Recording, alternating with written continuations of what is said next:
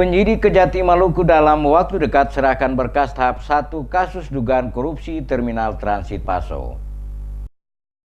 Adanya dugaan unsur pembiaran dalam penanganan kasus dugaan korupsi pembangunan Terminal Transit Paso Tipe B di Kecamatan Baguala, Ambon yang ditangani oleh Kejati Maluku dibantah secara tegas oleh Kasipenkum Kejati Maluku Sami Sapulete. Kepada DMS Media Group secara tegas Sami Sapulete mengatakan keterlambatan pemberkasan berkas perkara kasus dugaan korupsi pembangunan Terminal Transit Paso Tipe B di Kecamatan Baguala, Kota Ambon oleh pihak penyidik Kejati Maluku bukan disebabkan adanya unsur kesengajaan dan pembiaran, namun dikarenakan pihaknya masih menunggu pelaporan dari Badan Pemeriksa Keuangan atau BPK Perwakilan Maluku yang nantinya disertakan dalam pemberkasan perkara dimaksud. Penyidik Kejaksaan Tinggi Maluku, kata Sami, hingga kini belum menerima hasil audit dari Badan Pemeriksa Keuangan Perwakilan Provinsi Maluku. Oleh karena itu, jika nantinya pelaporan KPK Perwakilan Maluku telah diterima, maka akan langsung dilakukan penyerahan tahap pertama ke pengadilan. Sami mengatakan, koordinasi terus dilakukan pihak penyidik Kejati Maluku dengan BPK Perwakilan Maluku dan diharapkan dalam waktu dekat ini seluruh laporan audit kerugian keuangan negara dalam kasus dugaan korupsi Terminal Transit Paso Tipe B oleh BPK sudah diserahkan ke penyidik.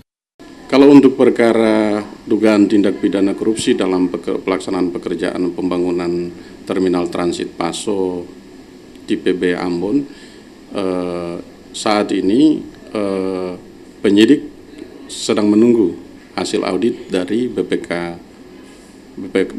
RI.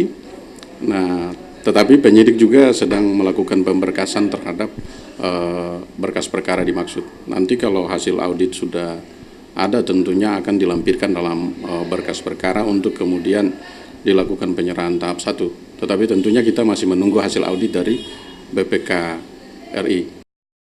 Seperti diketahui, kasus proyek pembangunan Terminal Transit Paso Tipe B yang penggunaan anggarannya 55 miliar rupiah lebih, penyidik Kejati Maluku telah menetapkan 3 orang sebagai tersangka, masing-masing berinisial AU, AGL, JLM. Anggaran yang diperlukan untuk proyek pembangunan Terminal Transit Paso tersebut bersumber dari Kementerian Perhubungan dan juga dana dari APBD Kota Ambon.